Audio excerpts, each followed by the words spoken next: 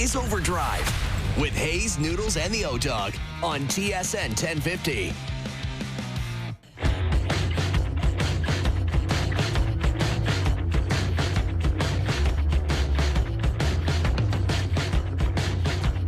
All right, here we go. OverDrive off and running. TSN 1050 on the TSN app, your home smart speaker, up on TSN 4. Of course, up on YouTube Live as well. Brian Hayes, the O-Dog, Jeff O'Neill, and Dave Feschuk of the Toronto Star in here. How we doing this afternoon?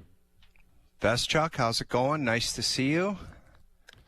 Great to see you, O-Dog. We're surviving the cold here, man. Hayes and I. Like there's a breeze blowing through this studio. It's like are we at zero? We might be at zero. Yeah, it might be. It is survival mode. It is the ultimate icebreaker for every conversation in Toronto right now. Nobody is like running into somebody and not bringing up the weather. It's an immediate icebreaker. Hayes, and hey, we're grinding through. It's all good. I was not aware of it, but it's a Canadian thing. It's like somebody on Twitter or something it was just something random I came across, and they're like, Canadians, it's generally the second go-to move where it just goes to the weather. Like, oh, it's going to be nice for the next couple of days. Or like, man, you ever seen it this cold before? It's just the what best. we do. You're right. It's a quality of ours. It is. It's just like, it's how's it going? And then, man, it sure is sunny out. Or I don't remember it ever being this cold at this time of year. Yeah. Like, it's just an automatic thing. Well, it's an automatic combo. I went, did a little shopping today. Last time I did that was, of course, when I was Christmas shopping, and I sprinkled in a couple of things for myself because we announced yesterday we're going to the Super Bowl. Really excited. I don't know if you're aware of it, but the set we're at, it's like a low couch. No, dude. No. Yes. No. Yes, I'm telling you, this is what you have to be prepared for. I'll stand behind it. Dude, if I sit on a bad angle and I cannot do it. I'm bringing my own chair, dude. My boiler sticks out and I get like a neck thing and I look like I cannot do that. I thought the picture we were sent was a joke. I need an old school like panel. I need a chair tucked in behind the panel. I do not need anything. I couldn't go on Jay's show and sit there and sit back and enjoy a conversation. I'll sit behind the desk with him. I'm not. I'll stand behind that couch. I'm not going on that couch. Right, because I have seen you do the Jay thing. You're always at the panel, which I have found somewhat curious. I'm like, why don't they do the walkover and do this? Obviously, you've put in a request that that's not something you're willing to do. Well, usually I don't wear a full suit. There's another reason. Right. I need a panel. That's my jam. I'm telling you got to be prepared. There's a potential we're doing a kind of a loungy living room type, That's really not cool us. setup. That's not us. It possibly could be for 3 days. Wow. Like that's what we got to be prepared for. So I don't ever care about shoes. Like I got brutal shoes on right now. Brutal shoes. Dude, Shoes are not a priority for me. I have Crocs on right now. Right. I will take that setup we got at the President's Cup where we were tucked back looking in a corner basically saying this is the only place we want to put you guys and the only way we're going to allow you here is right there. I'll take that spot. That was Critter Corner, I believe they called it. Critter Corner. They could not have tucked us further away from anybody. Really? Dignitaries, general public, and admission. We were pretty tucked, but we had a great time.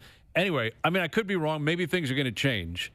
But I thought of that today. I'm like, I better go out and maybe a new pair of shoes, because the shoes, we could be on TV. We're down there representing TSN and FanDuel. Boiler. I wasn't thinking of you specifically, but myself included. I'm like, this could be, if it's a low couch, dude, it could be a beanbag situation. I might have you in a beanbag. You throw me on a beanbag, people will turn the channel. I'm telling you, how I get with this stuff. I am not sitting on that couch. I will hang over the back of it so my mouth is near your mic and we'll use the same mic. Okay. So you're I'll going to be lean over like this and I'll be beside your head, over the back of the couch. I'm not sitting on that your couch. head at the Super Bowl. That's it. Wilson from Home Improvement. You're going to be that guy at the Super Bowl.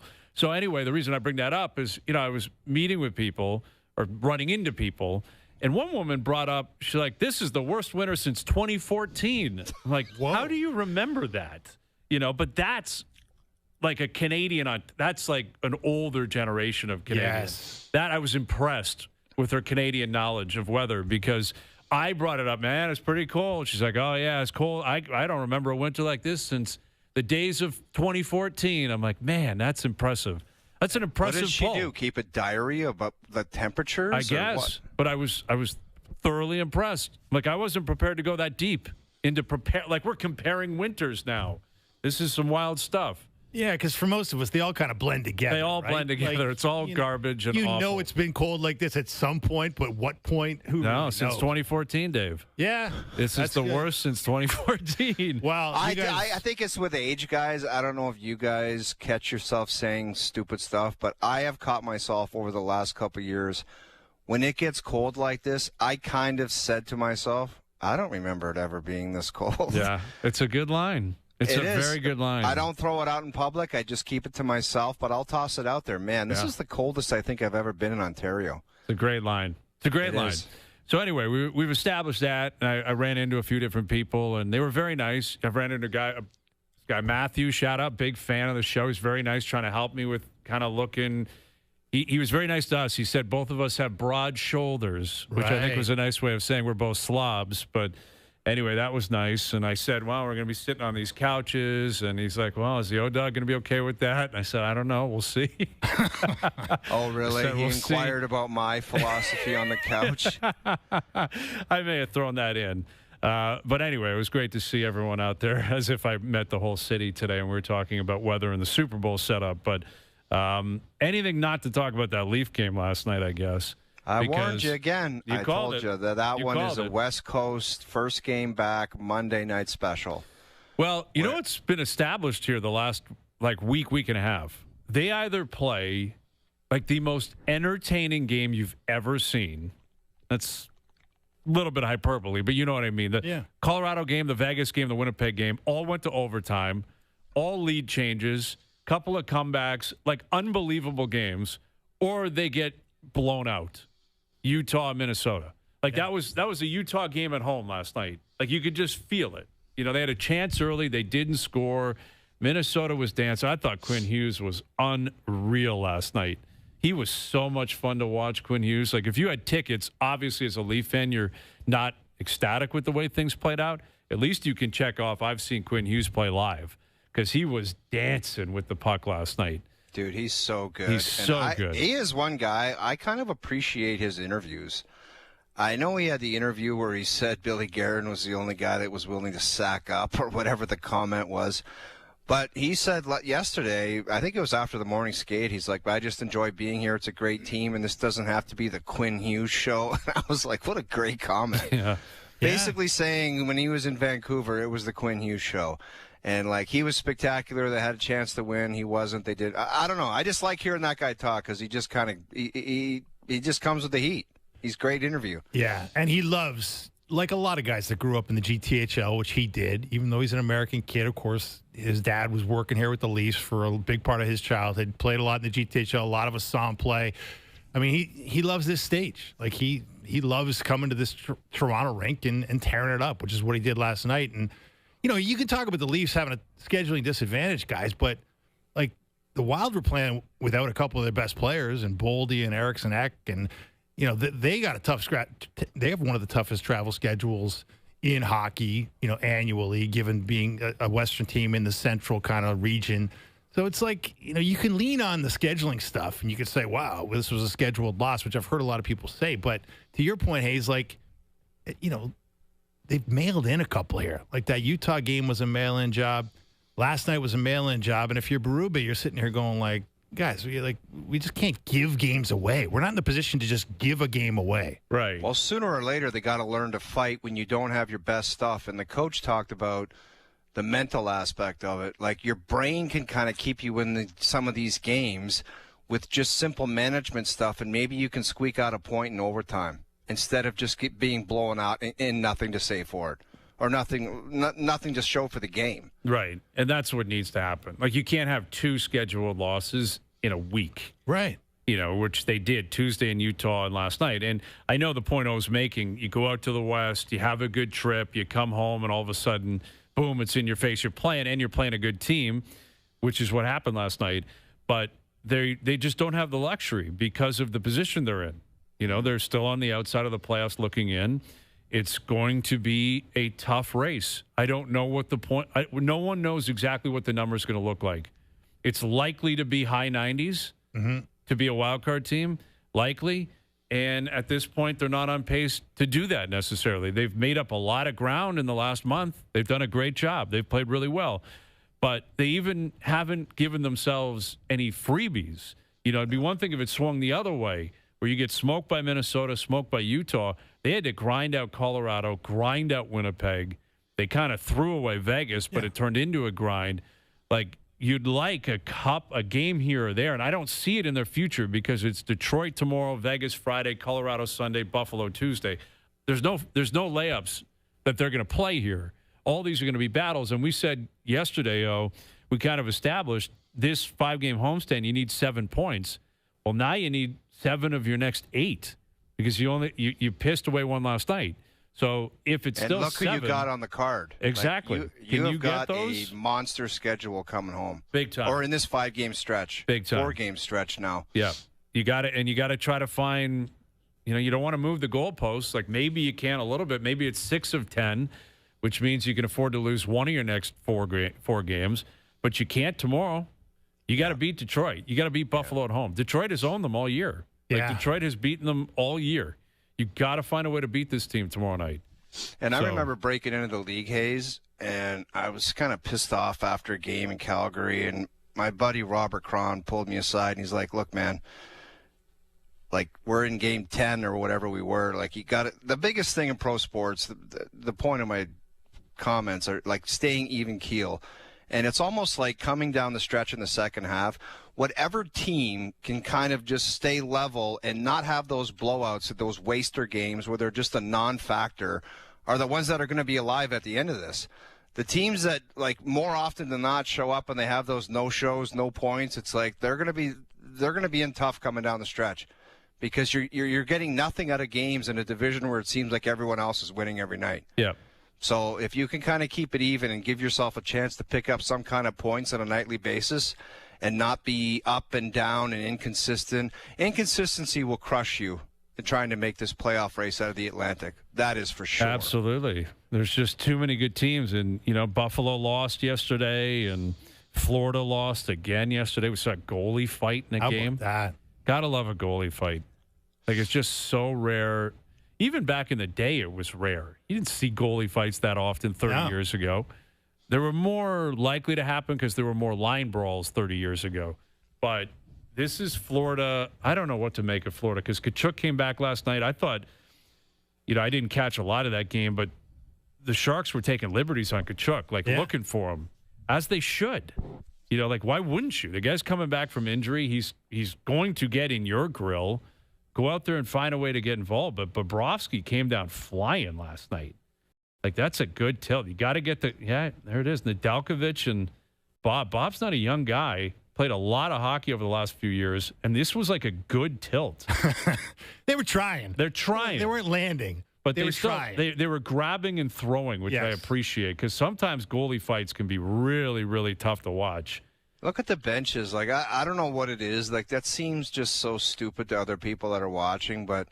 And I don't know if you can love Sergei Bobrovsky any more than those guys already do after giving them 2 Stanley Cups. But they were just, like, gushing over that after the game. Like, that's just our guy. He's the best goalie in the world, and he does that. I don't know why. It just endears him. Like, I'm sure Nedeljkovic on San Jose, they were saying, you're a warrior now. And it just gives you something. People talk about culture and bonding. Like, the San Jose guys will be having fun with that for 2 weeks. Mm-hmm. Like, they'll be buying them boxing gloves. They'll be making fun of them. They'll make T-shirts. And you just kind of build chemistry off of stuff like that. Big time. And like throwing a trade on top of it that your GM made for you that day. I mean, the San Jose Sharks are buyers. Did you expect to say that sentence this season? No. I didn't. They're buyers. they're beating the Panthers. They're in the playoff spot. They're getting in goalie fights. Celebrini's in a pursuit for the heart. Everything's coming together. I didn't see it coming this quickly. No, it's a good thing. We might have to get into this a little bit later. Like, what is the biggest shock in the NHL right now? Because there's a lot of them. Like, the fact that we've only had one coach be fired, one GM. Like, Buffalo's response to a GM being fired would have to be high on that list. Yeah. I think the Canucks, like, they lost again last night at home. Adam Foote just looks completely perplexed. Like, what a time to get your first job as a head coach. When your team is on the verge of collapsing and tanking and looking from the outside in like they're basically quitting. You know, like it's effectively close to a point where they're just so frustrated they can't do it and they won't do it. And they're 7 points back of Winnipeg. And Winnipeg has been a big struggle. And Winnipeg would be another example of one of those shocks. But, like, Vancouver's not just in last. They are miles behind everyone else. Right. It is crazy how far. Within their division, they're 10 points behind Calgary. 10 points. Whoa. 10 Dude, behind Calgary? 10 points behind Calgary. They played the same amount of games. Like, they are so far dead last in the league. It's like what San Jose has been the last couple of years. You know, what Buffalo was back in the day, what Colorado was. Like, they are legitimately risking not hitting like 60 points on the season. I think that's a pretty good line. Maybe look that up, Doogie. Find out where FanDuel would have their point projection at. I'm not sure it can be much higher than that. Like, for them to get to 60 points, they got to rack up 23 more points. I don't know if they can do that. No, they're not going to do it because not in 32 games. They No have chance. no motivation to do it. Yeah. And to your point, they look like they just don't care. Like they've basically punted on the season, and it's tough for Adam Foote because you're right. Like this could be your first coaching job and your last all in one, right? All because in one. You guys remember the punted Leaf season where, and I like all three of these guys, but the way they played coming down the stretch, that Kessel line with Bozak and JVR, they legitimately did not even try. They just would go out there, and it was an embarrassing look. So I've said it many times before, but everybody's watching no matter what the circumstances. If those guys think it's funny to just go out there and mail it in and not care and float around, which some of them seem to just basically do anyway, but I don't know. It'll cost you sooner or later. It'll get you somehow. I don't know how with guaranteed contracts and the money that they got coming in, but it'll get you somehow because that's a joke for the fan base out there. I love the Vancouver fans, and for them to go and have to watch guys just mailing it in and not even like busting their ass, like that's the least you could do. Yeah, it's tough. Like Adam Foote was pretty, I wouldn't say emotional after the game, but pretty honest in his assessment of what's going on. JP, you're saying 68.5? That cannot be right. How? They have 37 right now, and they play 33 more games. There's no chance they hit that. Yeah, take the under. Like, hammer the Canucks under a point total. I would hammer it, I think, if it was 59.5. Like, they've lost 11 in a row. They're getting pumped. Okay. Well, there you go. A little sneak. Okay, I'm going to have to make a little. JP saying their projected point total 68? That 68.5, and they're currently at 37 points, and they played 49 games. So I'm not sure how that is working, but maybe JP is. I'm going to trust JP on this one. All right, we got Mike Johnson coming up. Jeff Saturday will join us. His take on a number of coaches now being hired. John Harbaugh apparently is going above the GM right to the owner, right? He doesn't have to deal with the owner. Now, the GM came out today, and he's like, wow, that doesn't really matter. Yeah, it kind of does. Sort of. It means you're basically his intern. Like, effectively, you'll do what Harbaugh wants you to do. Wasn't he being just destroyed online because he looked like he was having panic attacks or something while the presser was going on? It wasn't going so well. And Harbaugh was at a podium, and this guy looked like he was in a park somewhere. So I'm guessing he was at the championship game last night. Right. But nevertheless, it's always a little bit less dignified when Harbaugh's in a suit, podium, New York, and this guy's down in Miami. But we'll play that clip. We'll get to it. Do we have time? Can I show you guys something and do a tiny bit of a breakdown? Is this Mark Davis that you want to get to? Okay, after the break? Why don't we come back? All right, everyone brace for this. because just have a quick peek and then take it away. We're going to go to break, and I'm going to do a full breakdown of what this man was doing on the sidelines last night. Okay. So Mark Davis, Mike Johnson, confirm or deny later this afternoon. Overdrive continues. TSN 1050 and on the TSN app.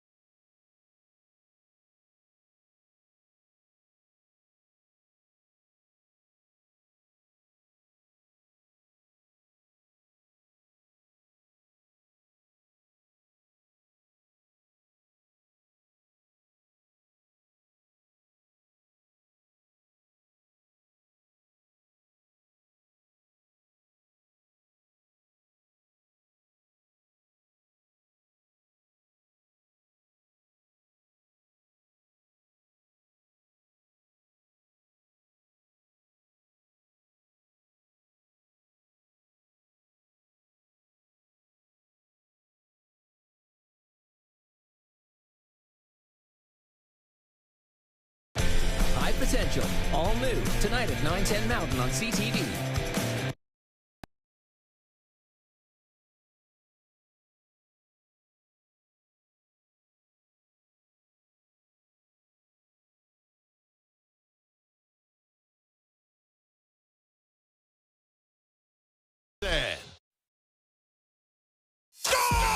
Friday on TSN 1050. Your Toronto Maple Leafs take on Mitch Marner and the Las Vegas Golden Knights as Marner returns to Toronto. Coverage starts at 6 p.m. Johnny Toronto! Hear it all on TSN 1050. The Leafs live here. Now, back to Overdrive with Hayes, Noodles, and the O-Dog.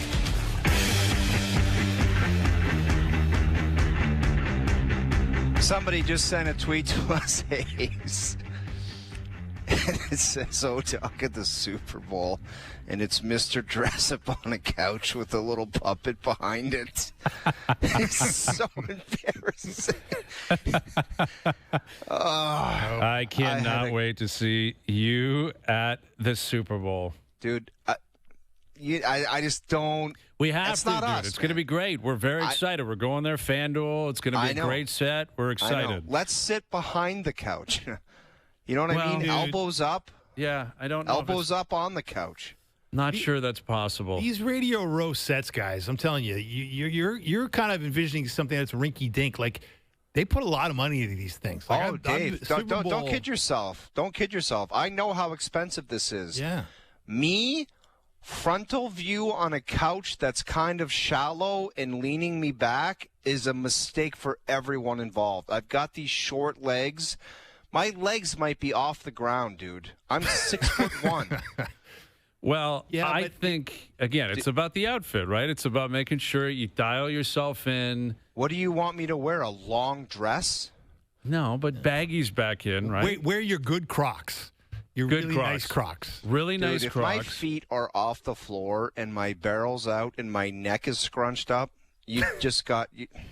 You've got fat bastard on the couch. It's Radio Row. It's going to have great lighting. It's going to be jazzy. It's going to look great. There's going to be props. You'll probably be able to throw the football around, pass it around. It brings up a great point. Great lighting. Lighting can save you. Yes. Lighting can save anybody.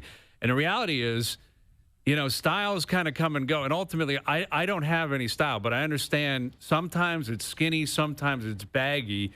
We're moving into baggy. Oh, and yeah. as a guy who has been a moose before, when it's baggy, you're like, this is great. Oh, it's style. When it turns into a skinny, when it's a skinny and you're not skinny and that's the style, it is trouble. Dude, a monster in skinny jeans is a horrific sight. Anyway, let's get to MJ. Okay. Mark Davis, his gear looked okay last night. Right? Looked pretty good. You're going to have a full breakdown later this hour. Is that After your plan? MJ, I'm going right into Mark Davis, and I'm going to tell you about his gear. Okay. And he was at the championship game. Shout out to the Hoosiers. Yeah. Right? Mendoza likely to go first overall. Have to think Mark Davis and company liked what they saw last night. The Raiders with the first pick in the NFL draft.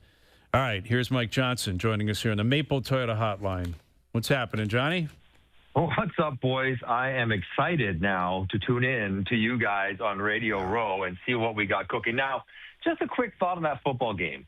Like, everyone is celebrating that Mendoza run and the dive in, he gets hit from behind. And, like, I get it. He's had a great year, Heisman, all that stuff. But isn't that run, like the willingness to dive in the end zone and get hit in the back, that's not special, is it? Like, doesn't every player in a championship game go for that touchdown and get hit like that? Like this idea that he was somehow John Elway, when he was old and dove for that first down against Green Bay. I'm like, that's kind of what you do. Like that's nothing impressive about. Like the willingness to do that is not impressive. Like everybody on that field should be willing to do that. No, am I mistaking something here? No, I think I know what you're saying. Because same way with Elway. Like, yes, it was desperate, but of course it was the Super Bowl. Like, of course you're going to instinctively think, I got to make this play. I hope you're instinctively thinking that. Like, if he made a business decision there, you have to drop him down the board.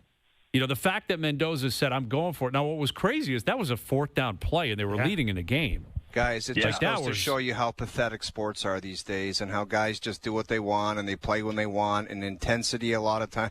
We're celebrating that as if this guy's a god for, like, trying to get a touchdown to help his team win.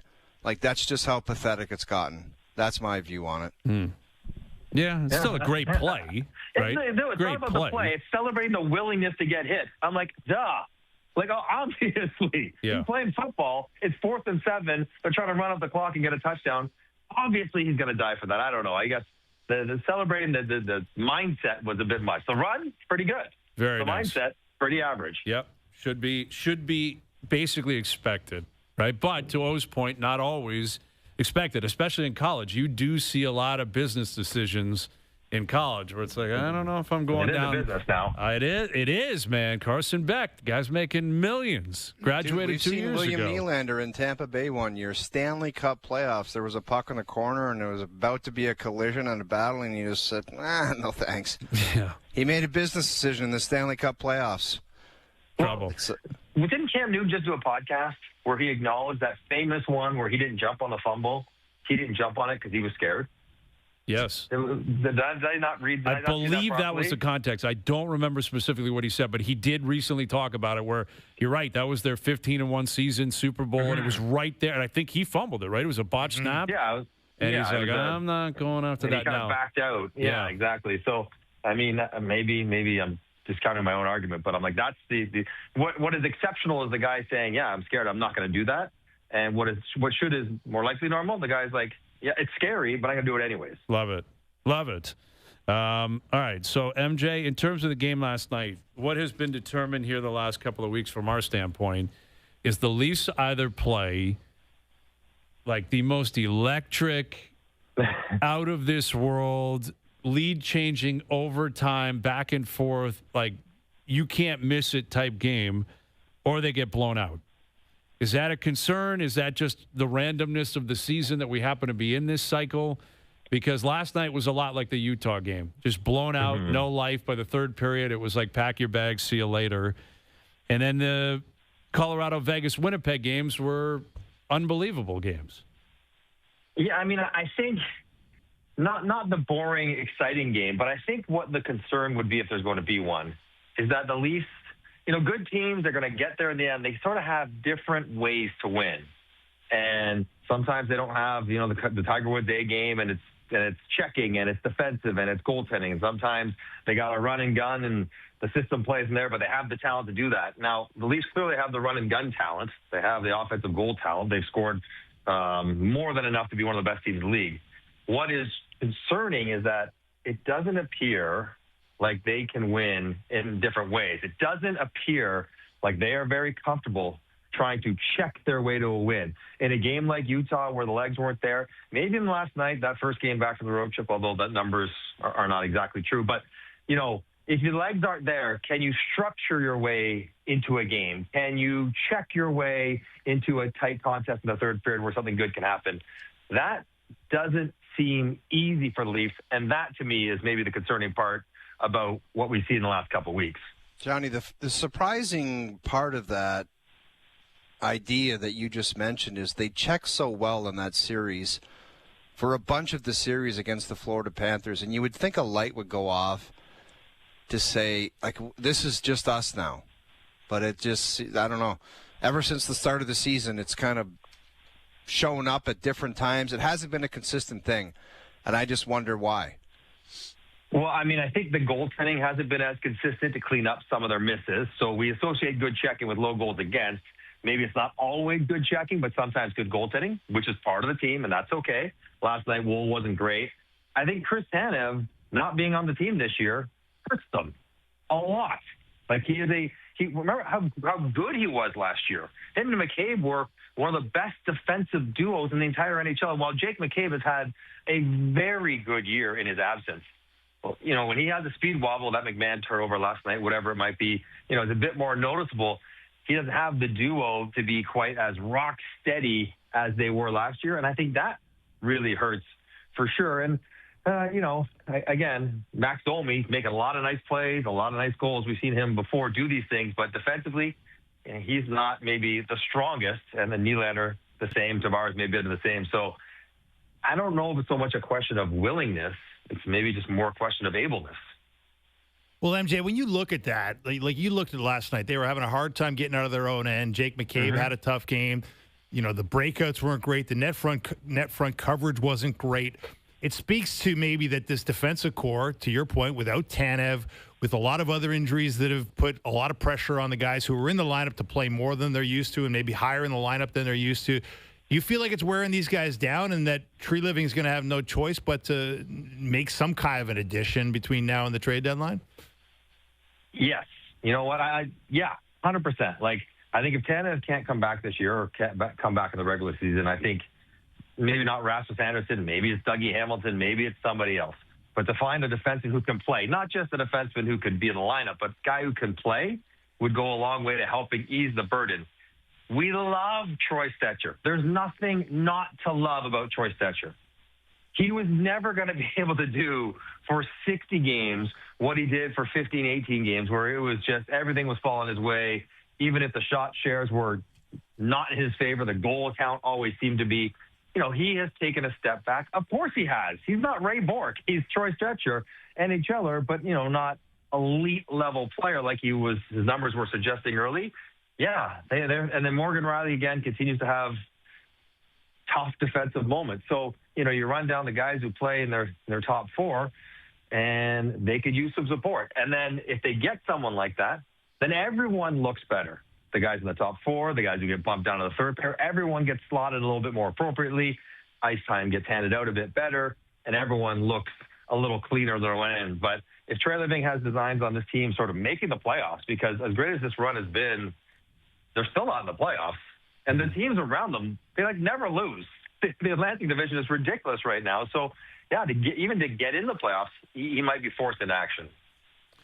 With Mike Johnson, our TSN hockey analyst. On the other side of the ice last night, Quinn Hughes was dancing, man. He was dancing last night. Like, that guy walks Controlled the whole line. game, man. Controls the whole game. And you think you've got him with different angles. You think you can check him, and it just doesn't work that way. They're a really good team, clearly. They're in a very difficult division. They're going to play Dallas in the first round, and then they're likely going to play Colorado. How much of a difference do you think Quinn Hughes can play in determining who comes out of that division? Where does he rank for you? If you're going to include McKinnon, Makar, Rantanen, Johnston, the power brokers of the Central Division, where does Quinn Hughes rank for you? Oh, that's a good question. I mean, he would be third, I guess. I mean, individually, he's probably third. It's McKinnon, Makar, and then Hughes. As great as Rantanen and Johnston are and all the rest, he can play more than the forwards can. He's probably not quite as good as Cale Makar, although I would put Quinn Hughes clearly in the top three defensemen in the world. It's Werenski, and it's Makar, and it's Hughes. And you got a sense of last night just how much pressure he puts on the other team all the time. Mm-hmm. Every shift, he's up the ice. He's activating the offensive zone. He goes back there like, okay, listen, sure, he can hurt us with the puck, but let's dump it in his corner. Let's go get him. Let's take advantage of the fact that he's not big. He goes back there, spins out, makes a play, joins the rush, goes the other way. It's amazing what he's done, and that's why Bill Guerin swung for the fences to get him without an extension to see what can happen. He had to tilt the favor. Now, as much like Minnesota, and I'm in Montreal tonight to cover them play the Habs, and it's going to be fun to watch Lane Hudson, who's like a younger, shiftier, less smooth version of Hughes, but having maybe even a better statistical year this year, go against each other. But down the middle, Eriksson Eckert, right? It's Hartman, and it's Urov, and it's like, depth players that you put that down Dallas or down against Colorado, and you're like, wait a second. If the spine of the team is the goalies, the defense, and then the centerman, well, in Minnesota, goalies are elite. Like, they have the third best save percentage in the league. The defensemen are elite when you get Faber and Hughes and Brodin and Spurgeon.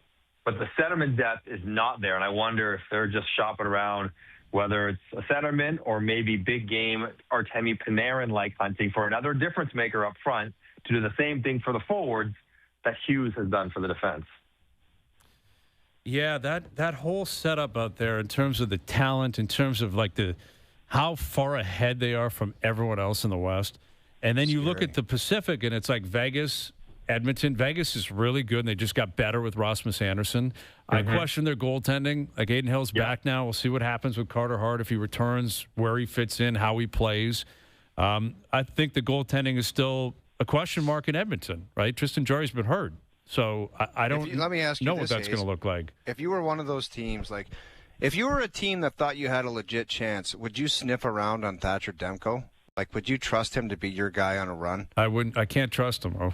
By his body, just not sure you could. You got to like. He's got term left, so you got to make a commitment. You're probably not going to get him for free, and you're going to get a guy who, unfortunately for him, has not been able to stay healthy. I don't know. You like the name, you like the game when he's healthy and on it, but you don't like the track record of health. And I wonder, as you say, Edmonton, does Connor Ingram start game one for the Oilers in the playoffs? I would not wager against it. Mm-hmm. Wouldn't be surprising. Like, Hey, you wouldn't be surprising at all. Go ahead, Dave. MJ, the other question in the Pacific, I mean, they were the big story last night with the goalie fight, beating the Panthers. The San Jose Sharks, what have they won? 8 of their last 11. They make a trade. They're buyers before the deadline, getting Kiefer Sherwood, nice middle six guy who's on pace for, 20, 30 goals. How real are they after finishing dead last in this league the past 2 seasons? He is real. They are not yet real. Celebrini is legitimately as good as anybody in the league, not named McKinnon and McDavid. This year, he's been incredible. But that team is doing exceptionally well, overachieving by a ton.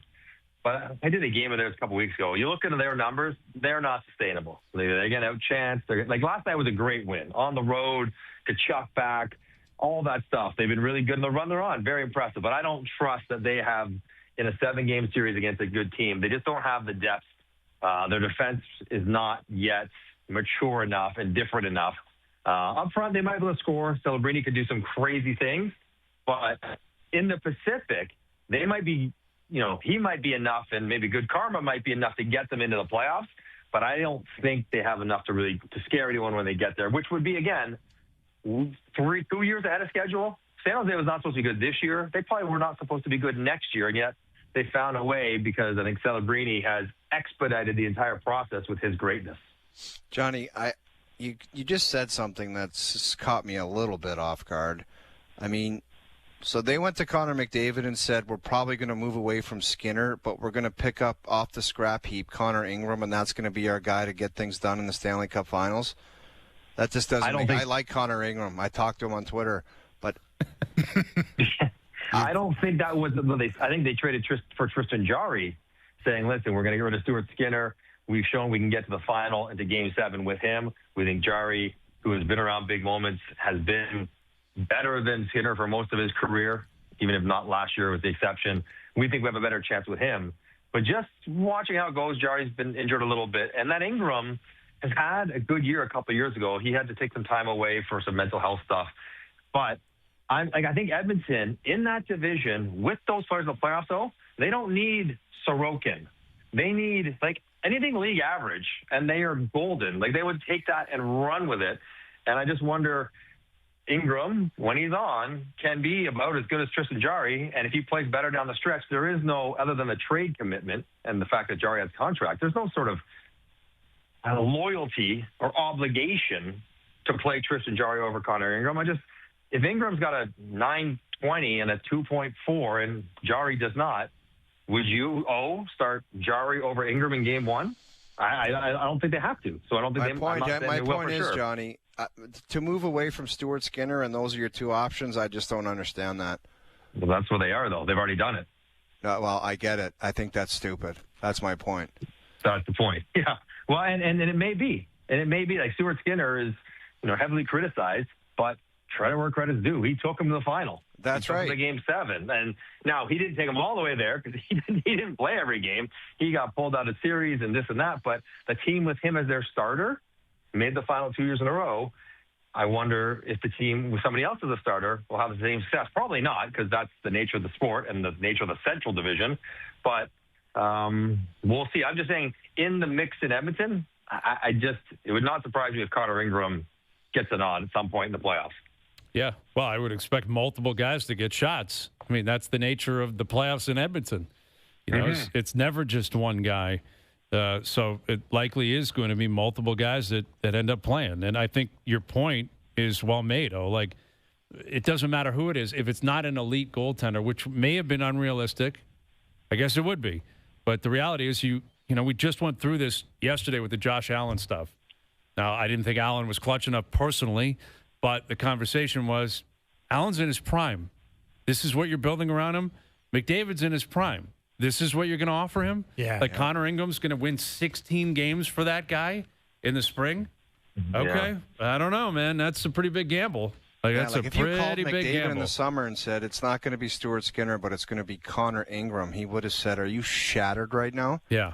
I think he would have a problem with that. I'm not sure I'm giving a discount for that replacement. That's right. I'm leaving on the table is not so we have Ingram as our starter. No disrespect to Connor Ingram. I just said he might be, but yeah. And I think this year, guys, Edmonton is not as good, and the teams around them are better. Mm-hmm. So I think they will need goaltending more this year than they have needed it in the previous couple. Because they get Vegas in the second round. Vegas is going to be loaded. Like, their goaltending question marks, but Vegas is really good. Really good. And then they go into the Central, wherever that ends up. That's going to be a problem. And then on to the final if they get there. So, yeah, I think whoever's in net for Edmonton is probably going to have to be better than the guy who's been there the last couple of years to start with. Ooh. All right. We'll see. We'll see. Hey, we got some time, but it's moving quick, man. Like 30 games left. I saw someone get to 50 games yesterday. That's right. There's a number of teams at 50. I know. I keep thinking I don't know about you. Yeah, go ahead. When I played, guys, once I got to the 20s, I could see the finish line, and it felt really close. Mm-hmm. Really close. Now, we're going to have that weird break for the Olympics, so maybe that'll stunt the sort of momentum towards the end. But they're going to have another 5, 6 games, 7 games to the Olympics, and then 25 remaining when they get back. That is a sprint. Yes. And there is not enough time to make significant moves up and down the standings when it's so tight and so competitive then. So if you're 6 out, seems close, but you're 5 teams you got to jump over in 25 games, that's going to be not impossible, but very difficult to do. So being close might be a bit of a misleading proposition when you get back to the Olympics, depending on where you are in the standings. If you're in 9th, 6 points back, that's possible. But if you're in 13th, 6 points back, that's going to take like a heroic finish to get into the playoffs. Johnny, when you said 20 games left, you got excited. I mean, how excited did you get, and what were you excited for? The season to be over, or reaching your goals for the season, or what about being over did you like? Well, sometimes I got to go to the playoffs. That was exciting, but a lot of times I didn't know. And yeah, like you could sort of like forecast the end of like the grind, which is sort of the objective, right? You want to play well, you want to win lots of games, and I got excited about the idea that I could see the finish line, this marathon race, and wherever the finish takes me, whether it's to the playoffs or to the World Championships or to the summer, I was excited that I could see the finish line because I felt at times, God, it's long, it's hard on you mentally, and so I found it refreshing to see the finish line. So that extra kick you might get in the last mile of a marathon because you know it's right there. That's how I felt when it sort of got around 20. Did you ever book a trip before you were officially eliminated? Sorry, you're breaking up. Oh, I can't quite hear you. He's a man of integrity. Quite hear you. I would never, ever say that. Would never admit publicly, ever. But everyone's done it. I never left my team until all team-related functions were finished. What's the latest date you landed at Pearson? Or the earliest, maybe it's the earliest date, earliest late date, if you know what I mean, like April 20th, April. I probably, in Tampa, I probably landed, I went to the World Championships this year, but I was probably there 2 days after the season. Yeah. Home for 3 weeks before I went to the Worlds. Phoenix, I'm sure we were done early, but generally, hey, as you can appreciate, my friends really wanted to come see me in Phoenix in April, more than me wanted to come home. So I had visitors literally at the, second wave team end poker games. My friends would come play with me because they were down right at the end of the season. Those are the guys really circling the sked, like doing the math. Pay attention to how we're doing big time. You eliminated yet? You get that little Y beside your name when you're out. Can't wait whatever for it is. You win a game you're not supposed to. You're getting texts being like, "What are you guys doing? Like, stop! What are you doing? It's so stupid. You're ruining our plans." All right, Johnny, we'll leave it there, buddy. We'll do it again later in the week. All right, fellas. Have a good night. Mike Johnson joining us here on the Maple Toyota Hotline. It's time the Toyota and the 2025 Prius go up to 72 kilometers on battery alone, then seamlessly switch to hybrid mode. Check it out at Maple Toyota near Canada's Wonderland in the Maple Auto Mall. Okay, Jeff Saturday still to come. Confirm and deny coming up as well. OverDrive continues. TSN 1050 and up on YouTube Live.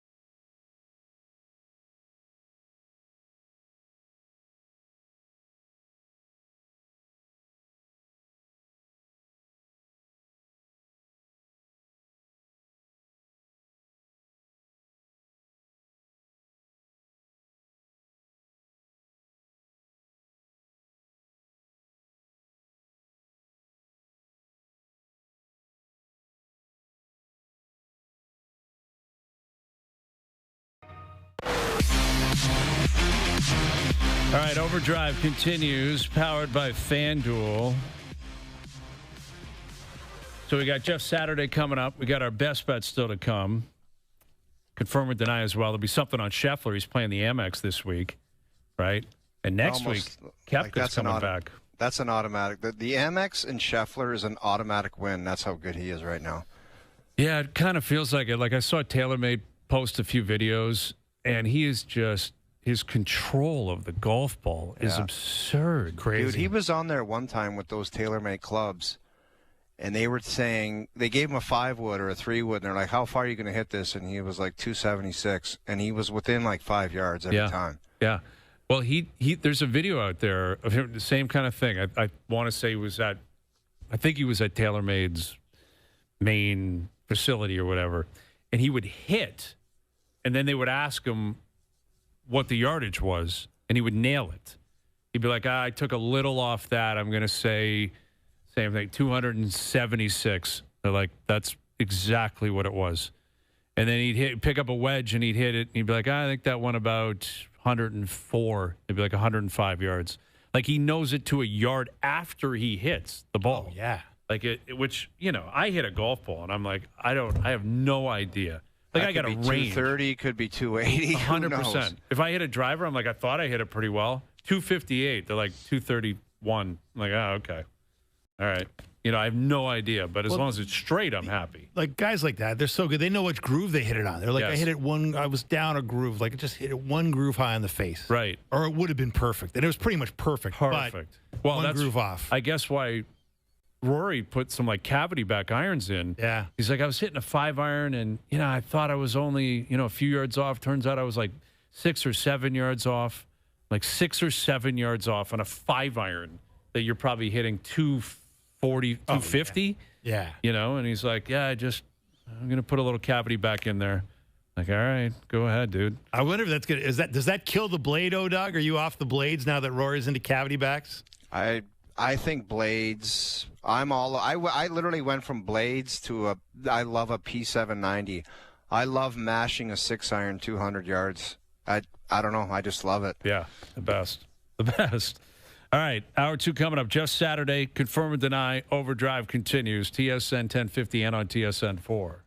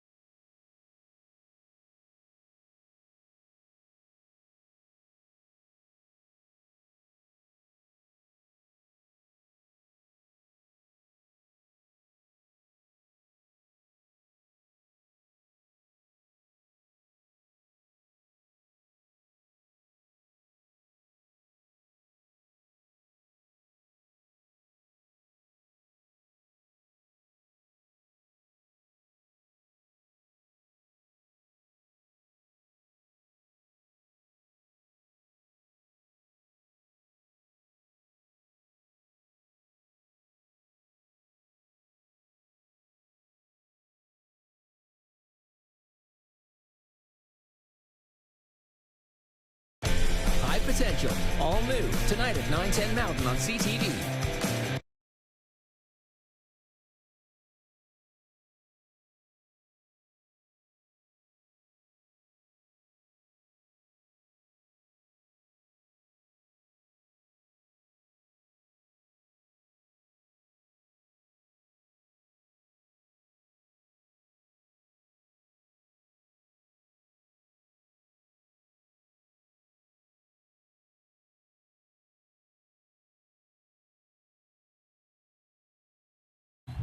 This is OverDrive with Hayes, Noodles, and the O-Dog on TSN 1050.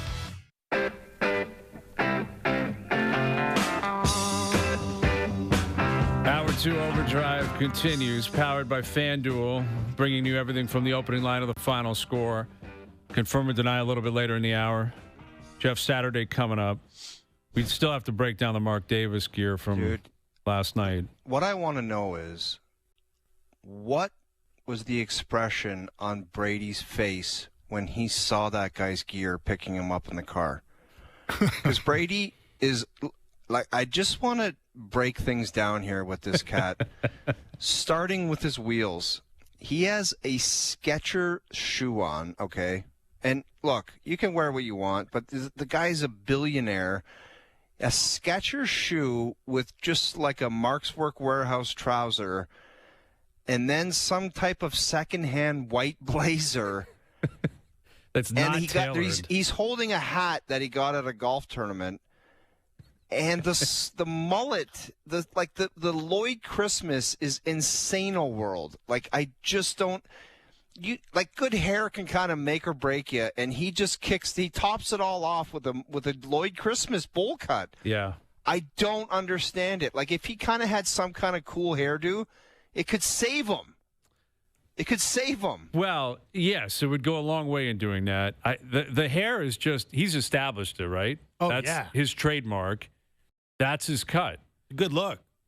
It's a spectacular look. No, it isn't. It's distinctive. Guys, it's not a good look. Fast Jock. It's not a good look. It's trademark. Like, you would think, and I offer some advice once in a while, just if I don't like a tie, I like a tie. Hey, that's just my personality. How has Brady not pulled him aside and said, we're going to give you a full makeover, and I'm going to make you look cool. Let's go. We'll get a stylist. We'll go to a mall, and I can't walk around with you looking like this. It's insane, dude. Put that image up again. Brady is trolling around with this guy at events. The juxtaposition between this guy and Brady is as extreme as it gets. Like, Brady would be in a $25,000 suit with a $250,000 watch on, hair that is dialed, shoes that are one of one. Someone made them specifically for him. I mean, Brady almost looks fake now. It's too far over. He looks AI. Yeah, he almost looks AI. When you actually look at Brady, his face today compared to when he came into the league, it's a completely different person. Yeah. It does. It looks like he's actually had work done.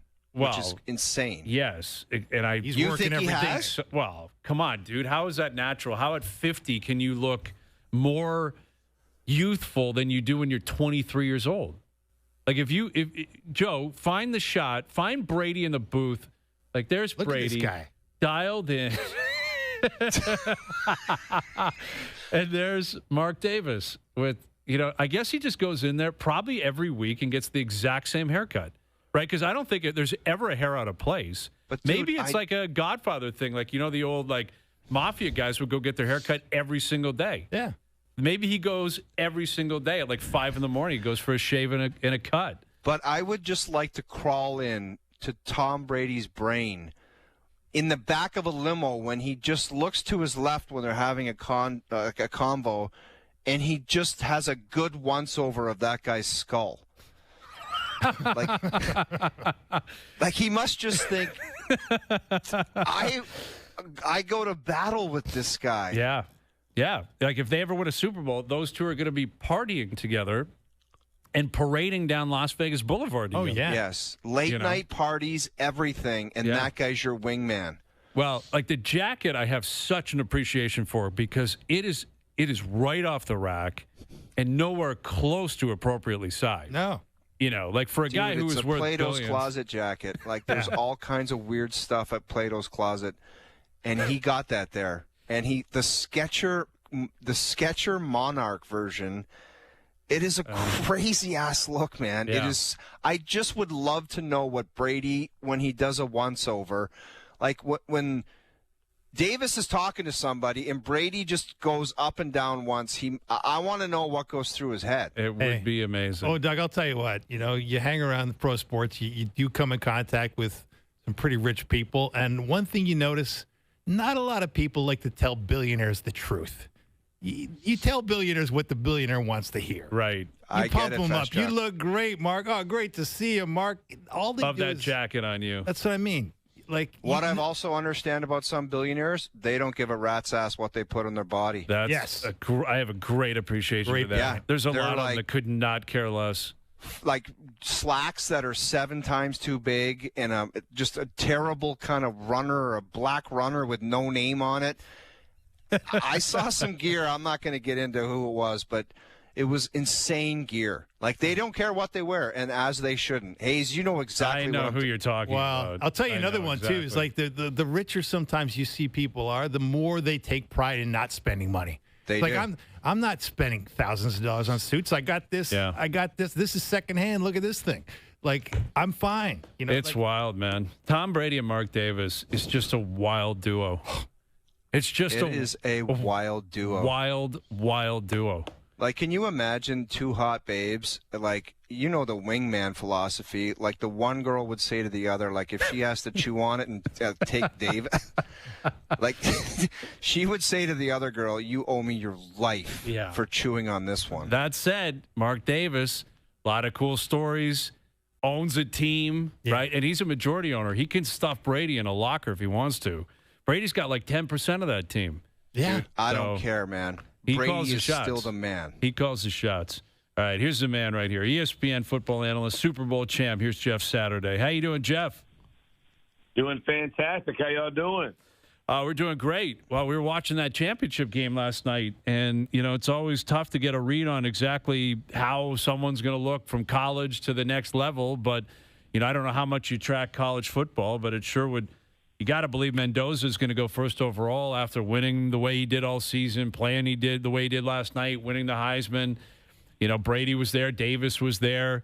Do you get the impression that Fernando Mendoza, his game will translate to the NFL, and he's a guy that the Raiders can build around if they take him first overall?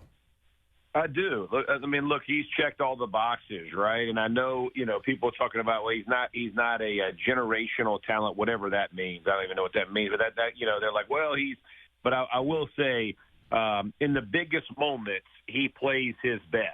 And as a guy who you know, you go out and block for these guys and lay it all on the line week in and week out, when the moments are big and they make those plays, man, you feed off of that. And you saw the run to get in the end zone, which will be an iconic, you know, poster in every young kid's room in Indiana for the next 25 years with, you know, probably in between the bracketed arms of Kirk Cignetti holding up the touchdown sign, right? It'll be a perfect poster that goes up.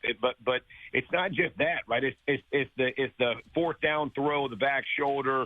It's all the different moments throughout the season that he's done and put under his belt that you so appreciate. The biggest thing, though, for me is, and you said it, like, what do you surround him with? More QBs are ruined in our game than developed. And I think so for me, I want to know the process. How are we going to get this guy? What are we going to surround him with?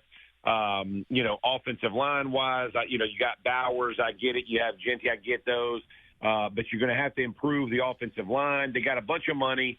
But the other thing, and I say this all the time, I think that goes way under discussed, is a great defense, right? Like there's not a bigger friend to a quarterback than not worrying about having to go punt it because your offense is stalling a little bit. And just look at all the teams that have made it deep in the playoffs, how many great defenses there are.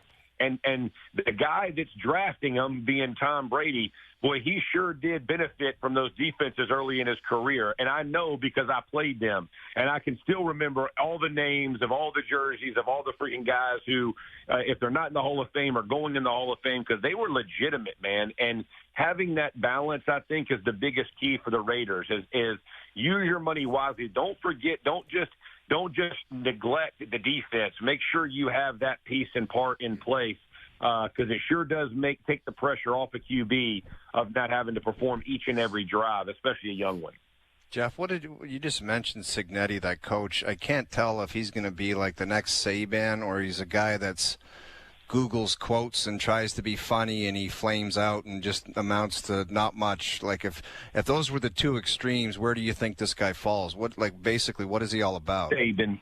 Yeah. Saban. I mean, look, when you see this guy, I'm telling you right now, I said this on television today. If I'm an owner or a general manager, I'm calling this dude would be, I don't know that I would hire him, but he would dang sure be in my office. And I would be talking this guy up. If you think about the way that he goes and works with Saban in his 50s, then leaves Saban and goes to a program no one hears about, no one knows about, and then basically builds his way up, makes JMU a legitimate team in the country, and then gets to IU, the losingest program in history. And in two years, he loses 2 games last year and then goes undefeated to win a national championship. Like, he knows process. And that's with 0 5-stars, right? So when you think about getting the most out of your players, like there's not a better coaching job that's been done over the last 24 months at any level in football. And so when I look at him, he would be a guy that I would come in and be like, hey, what do you need? And he can specifically tell you, and he's in his thing. He's done this, man. Like he understands what he needs, and you can tell he believes in loyalty because his coordinators have been with him for dang near a decade, if not more. And those guys have grown with him. And so I love the story. Again, I played all my ball in Indianapolis.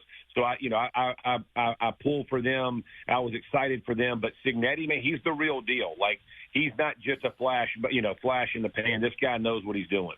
With Jeff Saturday, well, a bunch of things you just said, lead me to the Bills conversation because, the Bills are now short a head coach. And everything you said about building a defense and making sure the quarterback feels good about it probably applies to Buffalo with Josh Allen and where he is and what he wants to see happen with his team in the future. Where do you stand on the type of coach the Bills should hire? And, how much change do you expect to happen here with the Bills this offseason, trying to take advantage of, Josh Allen and him still being in his prime? Yeah, you know what? This was the biggest shock for me in the NFL this year. Now, I had heard this was a possibility, and throughout the end of the season. But I'm just going to be honest with you. Like, Bean not getting it and McDermott getting it shocked me. Because I heard the whole conversation about this is Josh Allen's best chance to win it because of teams that aren't in it. But this team was not there. It was not there. Like, I'm just telling you, like, as I looked at them, you weren't scared of the defense. You weren't scared of any receiver they had. They ran the ball especially well. And look, Allen didn't play good last week. He played bad. Like, he was part of the problem, right? You got to protect the football. He did not protect it. But as I look at that team, this would not have been the year where I would have laid that on McDermott. And so I was surprised by the firing. And I would say this, like I would want to get a manager of all. I wouldn't just necessarily go get a offensive coordinator or I would go get a guy who I felt like could help me in all 3 phases. Because you just heard what I said, and I believe strongly in they got to get their defense better. And drafting 2 Pro Bowlers since you drafted Josh, that ain't enough, man. I'm just telling you, like, surrounding your best player with other great players is vitally important. And right now, they're just not there. And so they got to either go do it through the draft, through free agency, but getting a guy who can manage all 3 phases is really the most important to me. The culture's there. The stability, the vision that McDermott had will stay in place. and I lived through this with going from Jim Mora to Tony Dungy, right? We were already a pretty good team. We had a bad year with Mora. They fire him. Tony comes in. I think we won 12 games. I don't know, 8 years in a row, whatever it was. But it was, and it was all, but we had a good foundation. Buffalo's got a good foundation. They weren't good enough to get where people thought they should get to. And so whoever comes in, they better be ready for a firestorm. Because if Bean and Pagel believe that this team should have gone further this year, you better go win the Super Bowl, because there ain't, if you get into the division and winning playoff games each year and that not being enough is a tough ask in our game, especially watching what the Patriots have just done this year and knowing that's going to be a division foe for the next decade with maybe if it may stay healthy. How much does it fall on Josh, though, Jeff? I mean, you just mentioned not managing the football. Like, that seems to be like a 3-year ago problem where it was like this guy makes bad decisions in big times and big games, and then he got through that, and then all of a sudden it was Mahomes was a problem or Burrow was a problem or the defense couldn't make a stop. I don't think most people on the bingo card would have managing the football as an issue at this particular time in his career. So how much of it is it on Josh? A large majority. This past week, he was culpable for the loss. Like, when you think about the end of the first half and just being lackadaisical with the ball, even the interception, like the deep over on the right side, that ball's underthrown, man. Like, if he throws that ball out in front, it's not an interception. It might not be a kick, but it's definitely not an interception. And so he threw bad balls. He didn't protect the football. Here's the difference. Like, I'd never blame Josh Allen. Like, when they walked off the field with the lead against Kansas City, with whatever it was, 18 seconds, I can't remember what the time, but you know what I mean. And they end up losing that game. Like, Josh Allen played well enough to win. He did not play well enough to win last week. Now, even if they did win, I would have told you that. He didn't play well enough. The team around him, carried him in this one. He didn't do his, and he didn't, and he knows he didn't do his part at that week, and that's just unfortunate because it's the biggest game of the season, and you don't play your game, and you play probably your poorest game, and to your point, regress back to what you did, quite a number of years ago, which is we're not expecting that. It was disappointing. I said it on television this morning. Most disappointing,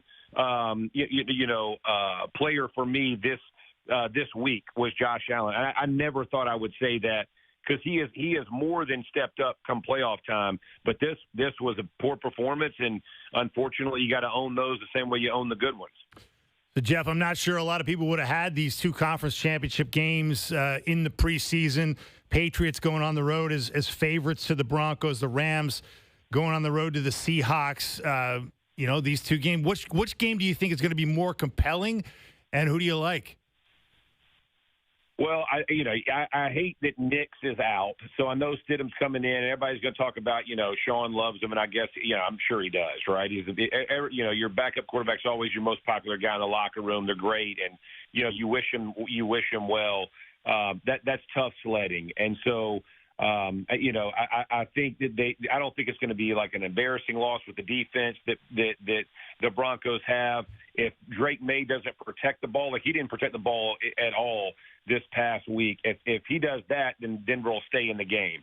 If he protects it, smart with the football, they play, lasered in. I'm leaning more towards the Patriots in that one. The other one to me is the game that we all wanted to see, right? Third time. Seattle, Rams, and I'm on here fighting with Chris Canty this morning on the First Take about it, and he's talking about how Sam Arnold has exercised his demon. I'm like, what are you talking about, bro? Like, they were down. They had a 2-point conversion that nobody knew was a 2-point conversion. They had all these crazy plays to end up winning this game. But the Seahawks have run it super efficiently the last few weeks. Rams have not been nearly as physical since like week 13 on the defense. This is going to be a freaking game for the ages. Brian's fired up for this one. I hope that McVay runs the ball more than he did against the Bears, because I thought he got out of his game. But I am as fired up for this one as you can be, man. I mean, you talk about Sam Darnold who's played about as good a quarterback as you can play without winning big games, like playoff games and championships. He has a chance to unseat a Hall of Famer in Matt Stafford. Let's go, baby. I mean, it don't get better. This NFC one, it's something to talk about, man. I'm fired up for it. Yeah, it's going to be a great weekend. Absolutely. It always is. Great catching up with you, Jeff. We really appreciate it. We'll do it again soon. Appreciate you, fellas. Have a great one. There's Jeff Saturday of ESPN, Super Bowl winner, joining us here on OverDrive. Appreciate his answer on Josh Allen. A lot of people take the high road, and they're like, oh, he needs weapons. He needs this. He needs that. Sometimes he just needs to be better. 100%. And you bring up a great point. That was a big conversation around him a few years ago, was protecting the football, can't turn it over, can't fumble the ball at the wrong times. He played really poorly. There's no way of denying it. He didn't play well enough, and his team, I thought, did enough. His coach did enough to put him in multiple situations to win the game. Yeah, and that's what I thought, Hayes. I thought those turnovers was a 3-year ago thing problem. Yeah. Well, the fumble at the end of the first half was as reckless of a play as you will ever find from a quarterback. I mean, crazy how reckless that was. The only defense of Josh Allen that I find compelling is the idea that because they lacked so many things in terms of personnel, and Jeff Saturday just outlined it. They were missing so many pieces that they, a team that's serious about winning should have. You almost got the sense that he was trying to do too much. He felt like, I've got to make every play. I've got to be Superman. And he was doing stuff he shouldn't have been doing, and he knew he shouldn't have been doing it, but he felt like he had no other choice. That's the only explanation I have for the way he played. Sure. But the great ones don't do that, though, Feschuk. It was like Mahomes during his run. It was just he did what he needed to do to get the job done. It was never do too much. If he had to run, he ran. He just made it happen. Yeah. And I think that's the difference with a guy that just makes it happen no matter what. There was games where Mahomes, the offense wasn't – he would run it himself, and his legs were the weapon. I don't know. He just found a way to get it done. Mahomes is 1-of-1, man. He's as good as it gets. I mean, there's no doubt about it. And I don't know if that's the term that Hayes always brings up a lot, and he brings it up when it comes to football players, especially starting quarterbacks. And it's just, is that a part of the clutch gene? Where it's subconsciously your mind just takes over, and it's whatever I got to do here, it's going to happen no matter what. And some guys do it and some guys don't in all sports. Yeah. And there's different it applies differently to every position, but the quarterback position, you're on such an island. You have the football in your hand on every single play. Mm-hmm. It's different than if you're a hockey player, if you're a baseball player. Yeah. If you're Ohtani, you're going to get 4 or 5 at bats. You might be pitching that game, but you're only going to give 5 innings tops in the World Series. You got to rely on other guys, and obviously you have to rely on other people. Clearly, if you're a quarterback, of course you do. You got to get the blocking, you got to get the right schemes, right weaponry. You've got to have a defense you can rely on. All that kind of stuff is valid, 100%. But when it comes down to crunch time, like it was on Saturday on multiple occasions, it's here's your chance, man. Yeah, and it just didn't happen, and now you got to go back to the start with a new coach, and I'm very interested to see where they go here. Do they go progressive? Do they go kind of new, modern, offensive coach? I wouldn't be surprised. I wouldn't be surprised if they tried that. McDermott is your old school defense first type of, culture setting coach, and he did a great job throughout his tenure here or in Buffalo. Wouldn't you ask around the football world and just say, what's the closest thing to McVay out there? What is that? Where he's not I know he seems new age, but he seems like a motivator, and he just seems like I don't know. He seems like he would be that type of guy, would be the fit for Allen. Yeah. That's what everyone wants. They want McVay. They want Shanahan. Oh, yeah. In a way they want LaFleur, not to the same extent. But those guys all came from the same tree. They all came from the same. There was a joke a couple of years ago. If you shook Sean McVay's hand, you all of a sudden became the smartest person in the world. They all worked for Mike Shanahan. Yeah. That's where they all worked. And they all, McVay's the only guy that's won. Shanahan hasn't won. He's been to the Super Bowl multiple times. LaFleur goes to the playoffs every year. But they're all younger, they're just wizards offensively. Mike McDaniel's a part of that. Again, I have a different view of McDaniel than some people do. But we'll see. I mean, they got to get this right because you're a big thumbs down on McDaniel. Yeah, I wasn't He won't overly do it. impressed. He won't and go there. especially in Buffalo, it doesn't feel right in that town. I don't know. There's Some something of his about pressers Buffalo. coming down the stretch were ridiculous. Really where strange. He didn't know what he was talking about. He was like, yeah, well, if you lose, you lose, but we don't try to lose. And he lost me at those. Yeah, Seems like he'd be a better coordinator at his best. All day I'd take him as a coordinator. Yeah. All day I'd take him as a coordinator, but I just wouldn't want. I don't think he's a lead the charge guy personally. We'll see. We'll see what happens. And I think that's important. You see how people that locker room loves McDermott. Yes, they love that guy. Some guys were pissed with their comments anyway. They're not going to be happy there because McDermott was a guy they loved and they trusted, and now it's like Bean and the owner who are running things. Obviously, the owner's going to, but Bean is in that corner now. Wow. When you get promoted, yes, after a this? loss, you get a promotion. That means the owner is basically telling the world, "You're my guy." Right. Anything that happens around this team, send it to me. And there were sending it to them. And there were gaping holes in that roster this season. Yeah, and they did, by all accounts, didn't want to hear it. And there are reports, we'll see what's true and what's not, that McDermott has addressed them with them. That effectively said, hey, this team's not as good as you guys think it is. And they didn't maybe want to hear that. Billionaires don't want to hear the truth, man. Yeah. They don't. That's the truth. Don't tell them the truth, because guess what happens when you do? Trouble. Yeah. Trouble. All right. Confirm or deny coming up. Best bets later this hour. OverDrive continues up on YouTube Live.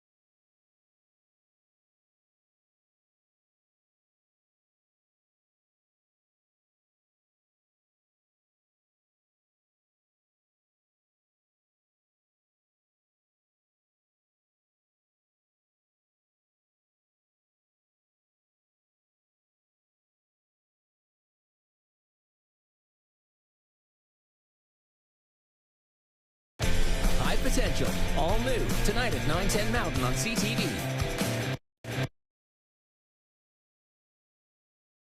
Now, back to Overdrive with Hayes, Noodles, and the O-Dog. I can neither confirm or deny that this is in fact a segment. Boston trades Andrew Raycroft to Toronto in exchange for the rights to Tuukka Rask. It's been my honor and a privilege to serve as the general manager of the Toronto Maple Leafs Hockey Club. It's time for Confirm or Deny. Do you regret giving all those gentlemen the no trades or no movement clauses? I can neither confirm or deny that. I can't confirm or deny. All right, confirm or deny. Very simple stuff. Statements are made. We go around the table. We either confirm them or we deny them. All right? We're all ready to go? Let's go. Deny. Confirm or deny. The Maple Leafs should sign Bobby McMahon, Scott Laughton, and Troy Stecher to extensions. All three get an extension. Wow. All three. I'm going to have to start on this one, and I am going to deny on all three. I think Troy Stecher, I love his energy. If he wants to sign something to kind of be, look, as good as he's played, I'm sure people need to understand this, or they do understand this, that he is a guy, and it just happens with every organization he goes to. He comes in, he plays well, and you don't fall in love, but you're like, man, this guy's awesome. He can skate, he can move the puck, and then come a playoff series, he doesn't play. So there's a reason for it, right? Like, if he wants to sign some kind of depth contract where, I don't know, he is one of those guys who's in and out of the lineup, I'd have no problem with it. Scotty Laughton, and a lot of people have complaining about the first-round pick. He's played damn well the last couple months. I really like the way he's played. What number he gets to, I don't know. Bobby McMahon, same thing. You want to pay Bobby McMahon $5 million on a long-term deal? If that's something you want to do, I don't know. There's some inconsistencies there where he winds up on the fourth line and you wonder what you got, and you're still paying him $5 million. So, I don't know. If there's inconsistencies at the age of 30 where you go up and down the lineup and your offense disappears for a while, that's kind of what you are. But if you believe that it's worth $5 million to it and you need that roster spot filled by Bobby McMahon making 5 sheets, then that's what you got to do.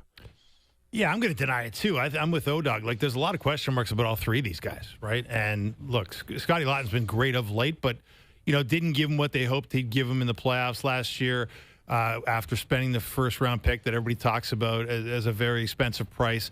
McMahon, to me, he's the ultimate in terms of a coach's nightmare in some ways because he's been up and down the lineup. He's been in and out of the doghouse throughout his career in Toronto. If you're going to get him at value, at which you perceive as value, given the fact he can score goals, given the fact he does have speed, I mean, you get it. But to your point, O-Dog, like I'm not overpaying, and I'm not rushing to overpay a guy like that. And Stetcher's in the same boat. Like Stecher was a guy on waivers, and as MJ said, like he overachieved out of the gate here, on his what he thought was maybe his last NHL chance. But it's difficult to sustain that. And you got to be careful what you spend on it.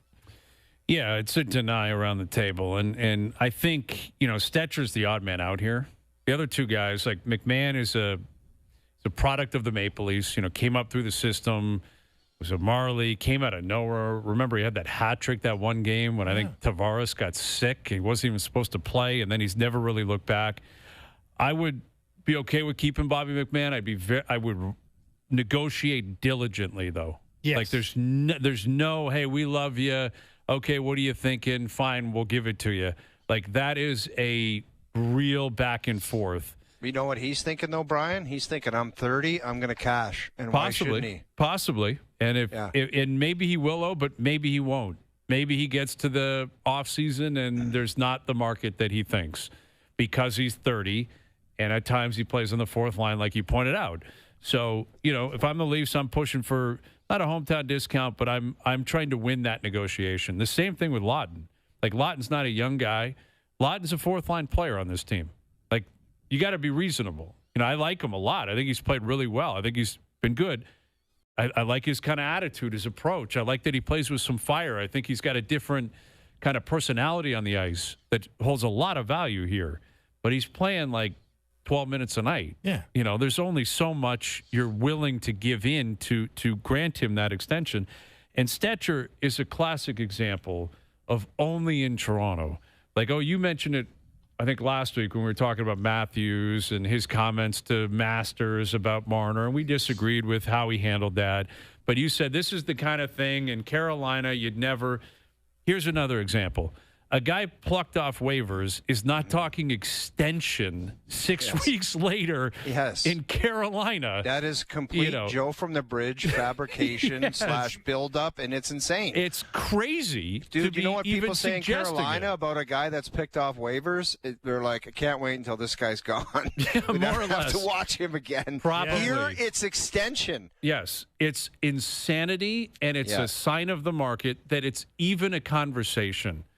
Troy an extension, unless it's a two-way. Here's what it's also a sign of. It's a sign that they have no defensive depth. Well, all the guys we said at the beginning of the year they had 6 guys, and number 7 ain't pretty, right? And no, it's not. That's why Troy Stetcher's here.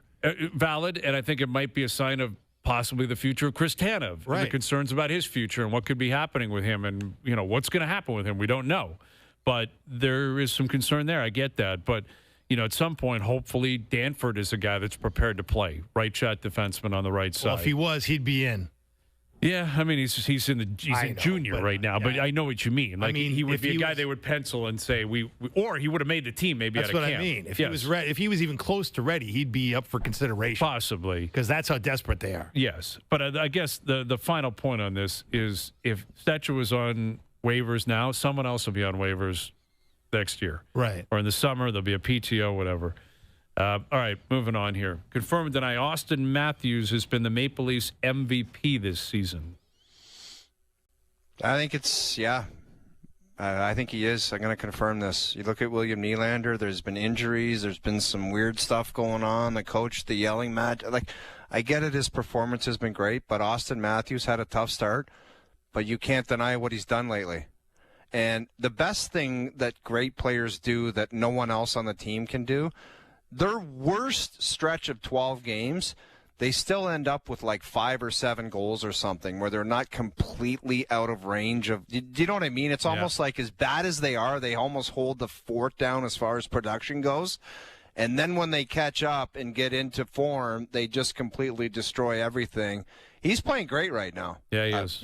He is no question their MVP. Look, I'm going to deny it because it's recency bias. Like lately, he's been really good.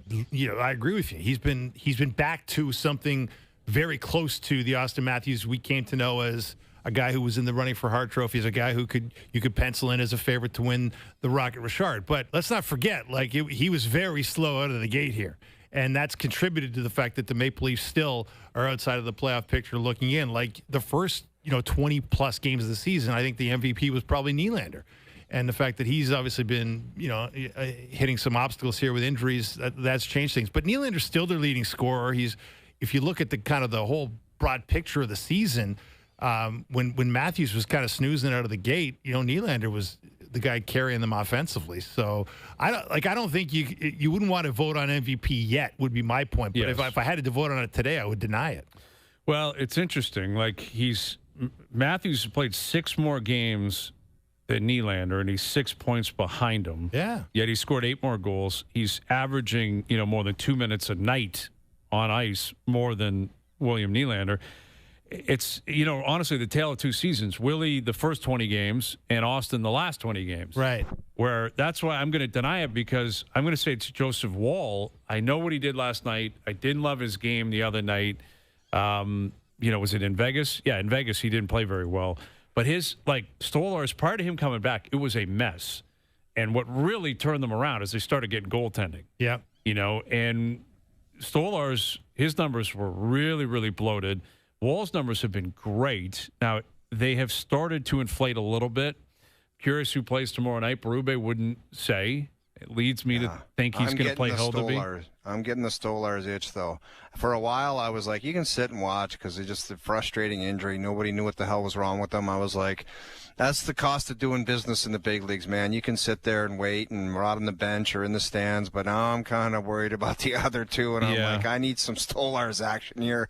Maybe he's the tonic that can get them, get them through a stretch here, because that's what they're going to need. They might need all 3 of these guys coming down the stretch to give them 10-day segments at a time. I think you're right. People talk about, you got goaltending as a position of strength. You should trade a goalie. I'm like, the minute you trade one of these guys, you're going to be wishing you didn't, because one of them's going to get hurt, and then you're going to be like going down to the Marlies for your backup, and you're going to be saying, why did we get rid of a really good threesome here? Because we need all three.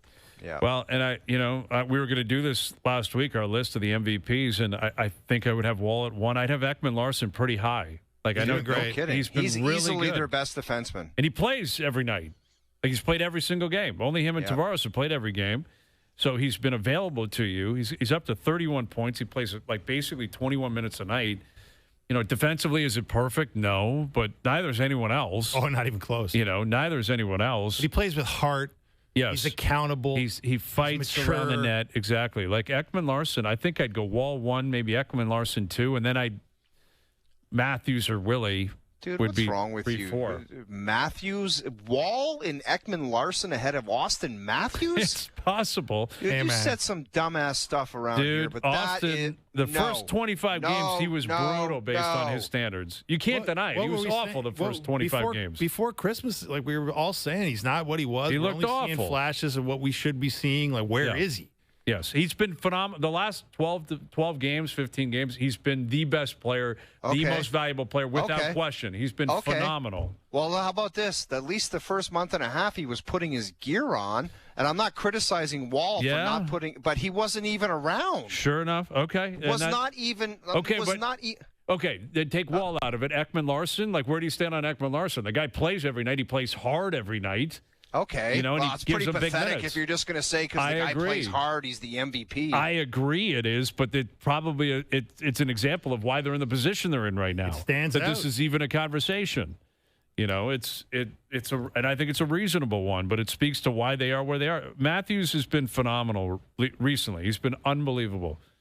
And if he didn't have the start he had, he'd be way up in points and goals and MVP chases. He wouldn't be maybe in the McDavid-McKinnon chat, but he would be right behind them. But that's why you're paying him what you're paying him, because he's supposed to be the no-brainer MVP of the team. Yes. Right, you're supposed to. And Willie's supposed to be right there with him. Yeah. All right, confirm and deny. Josh Allen will win a Super Bowl before Patrick Mahomes wins another one. Man, recency bias, like, it's hard to say yes right now.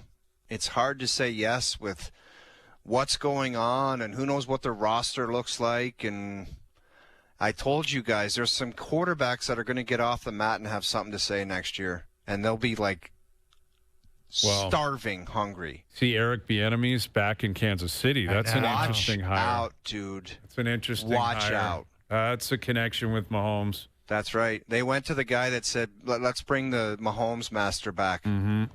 Mm-hmm. I'd have to deny it, unfortunately, right? Like, it just doesn't feel like you just saw something that didn't make any sense to anybody for the GM to be promoted after a season like that, for the coach to get fired when he's beloved in the locker room, and it didn't appear to be a coaching issue.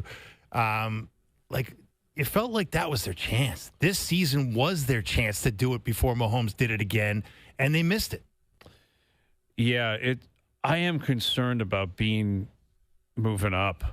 Like, it feels like there's a Terry Pegula. They lose, the coach gets fired, Hayes, and they said to Bean, "You're not the GM anymore. You're the president." Or explain the move up that he made. Well, he basically got a new title. He didn't really get. He was GM and now he's president of football operations. Right. So is he GM. still the GM? Yeah. So basically, he went from. I don't even know how to explain it. Like, he just got an extra title, probably more money, and I suppose more power. Although obviously Pegula has the last call on everything. So, but from what you read in the reporting out of Buffalo, it's essentially like he has Pegula's ear. Yes, and in a way that him and McDermott were kind of competing for it. The head coach also had Pegula's ear. But clearly, if there was a power struggle, or if Pegula had to choose between who was at fault here and who did he trust more, he chose Bean. And that's why McDermott's no longer working. That one guy gets fired and the one other guy gets elevated. Yeah. I find that to be crazy. And that doesn't give me a good feeling, O'Dog, that these guys are on the precipice of winning a Super Bowl next year. No. Yeah, I worry about Pegula. Like, I have this bookmarked here. Tim Graham wrote a piece in the Athletic about Pagula not knowing about an executive that used to work for the team and now works for the team. And, like, that's really concerning stuff, you know? Like, if you got an owner who's like, you know, I'll read it here. Pagula was always miffed by angry fan sentiment that Russ Brandon meddled with football decisions and once asked me why people think a business executive would have such influence. I said it stemmed from the 3 years Brandon was Bills GM under Ralph Wilson's ownership from 08 through 10. Pagula pushed back about that being true. He did not know Brandon was once the GM of the team he owned. So, you know, I don't know. He wasn't the owner at the time, but yeah, you probably should know the rough outline of history. Should know. You're from Buffalo. You claim you're a Bills fan. You didn't know the GM of the team. It wasn't back in the 70s. No. Anyway, I mean, the point being is Pagula is a bean guy, and we'll see what comes of it. I want to confirm this because I want to believe in Josh Allen. I want to believe in a lot of different things. I want to believe Connor Hellebuck. I want to believe Connor McDavid will win a cup someday. I want to believe that. Yeah. I want to believe the Leafs will win a cup at some point in my lifetime. I want to believe that. Get a long life. Yeah, I hope. But the problem is you're going up against a guy who's already done it, and it makes it routine to get to the Super Bowl all the time. And Mahomes, if he's in the same position Allen was just in, I believe would have won that game. So it's difficult to do. All right, quickly here. Confirm or deny, Bo Bichette will get booed when he returns to Toronto as a New York Met. I don't think so. I just don't. I think everybody loved him here, and he didn't leave on bad terms. He just took a bag. I think he'll be cheered Canada Day very heavily. Bo Bichette, and I will be the first one in the stands. Hazy, I'd like you to sit beside me right behind home I'll be there. I love that he's coming in end of June and July 1st. He'll be here. Probably an afternoon game. Tickets go on sale soon. Actually, probably we won't not be there. cheap. We'll be working. We will be working. That's a very valid point. July 1st, we'll be here working. Disregard. Cut that from the podcast, Doogie. Yeah. Yeah, you know, I'd love to deny it 100%. I still think, this isn't Jerry's percentage, I still think I would deny it like 80%. I still think there'll be boos. It won't be the full stadium booing him, but there's people who will resent the fact, there are people who do resent the fact that, you know, he wanted to leave and take a bag, you know? Okay. I think the people always resent when athletes leave after they were homegrown. And as good as he was, as clutch as he was, I mean, clearly, you know, the money was the motivator here. And I think most of the world nowadays doesn't hold that against people. Like, you got to go get your bag. But Dave, think about the player, though. He was great in Toronto. Yes, he had some injuries the last 2 or 3 years. He had a massive home run in the World Series. He played hurt. He put it all on the line. And as soon as the season is over, they lose the World Series. And all the talk about is about the team you just poured your guts out for, the team you've performed for so many years. And all the chatter is about they want Kyle Tucker. And not one rumbling about Bo Bichette. He's like the secondary option. Wouldn't that piss you off a little bit? If that was me, I would say whoever comes up with the bag, I really hope it's not the Blue Jays because I'm going to stuff it to them. Well, I think that factors into this, too. Like, the reporting's starting to seep out that the Jays weren't really pushing to keep him. So you can't blame Bichette. No kidding. You know, like if the Jays were like, we're trying to get someone else or other guys, or we don't love the idea of how your body is aging. I don't know what their thinking was. Or, you know, you're going to take at-bats away from other guys if we sign you long-term. I think the Jays have kind of got to own this, too. You know, like maybe they didn't really want him that badly. Well, they didn't want him at the numbers he wanted. Well, that's most certainly That's what we're talking about here. Yeah. They would have taken him back at the number that they wanted. Right. He didn't want the number they wanted. Sure. So he got a much bigger number elsewhere. Yeah. In a place where, you know, clearly, like, they think he's going to be a third baseman. Well, newsflash there. He'll be getting booed. He'll be getting booed in New York. Absolutely. When people realize he ain't a third baseman. Like, they got Lindor, they got Semien there. Like, I don't even know how that works with Bichette. But I'm going to deny it, too. And I think in large part because he left the American League. He left the American League East. If he was coming in as a Red Sox or a Yankee, all bets are off. Well, that's a good point. Totally different story. He's not. He's coming in as a Met. All right, there you go. Confirm or deny. Best bets coming up. OverDrive continues. TSN 1050 and up on YouTube Live.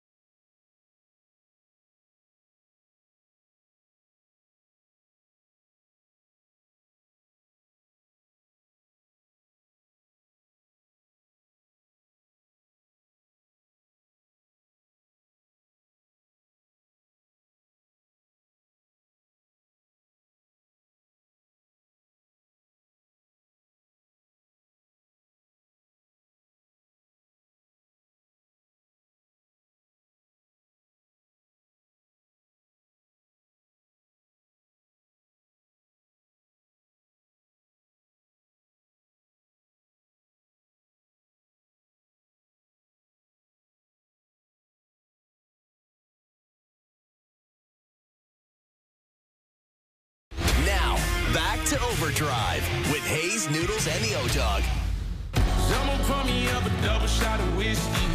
All right, so we mentioned that the Amex this weekend and Scotty Sheff was going to be there. We know Scotty will be at the Players, and this is your chance to win a golf trip of a lifetime. We're sending one fan to the Players Championship in Florida, and you're not just watching, you're going inside the ropes, courtesy of TSN 1050 and the PGA Tour. It's an unbelievable giveaway. You got to get on this.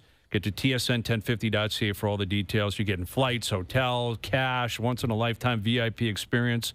Again, courtesy of the PGA Tour. You got to send an audition tape, tsn1050.ca. I would probably go with, like, better than most.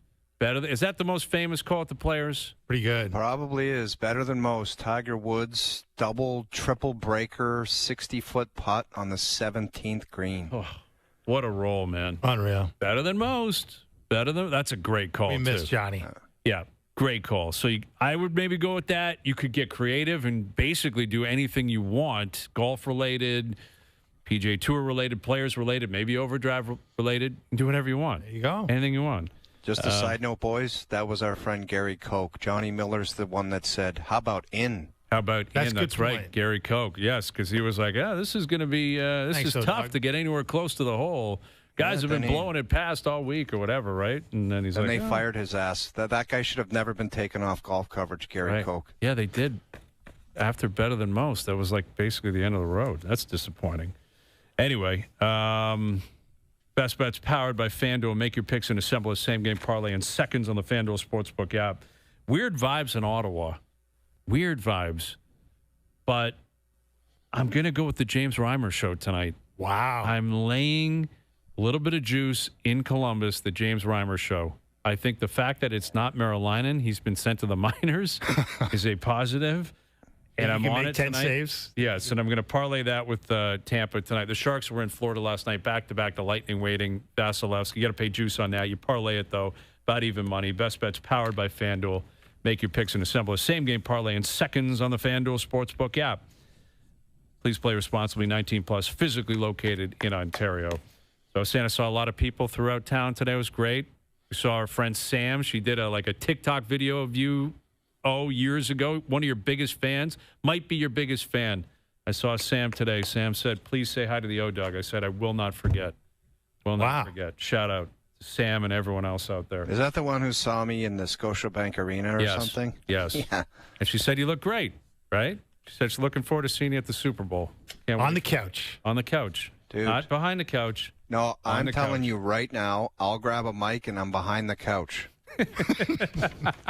Behind the couch guy. I love that. I love it. Could go viral. That could be viral. Yes. Here's the O-Dog, behind the couch guy. I love it. Yes. It's a look behind the scenes into the Super Bowl. Let's go behind the scenes to the O-Dog. Okay.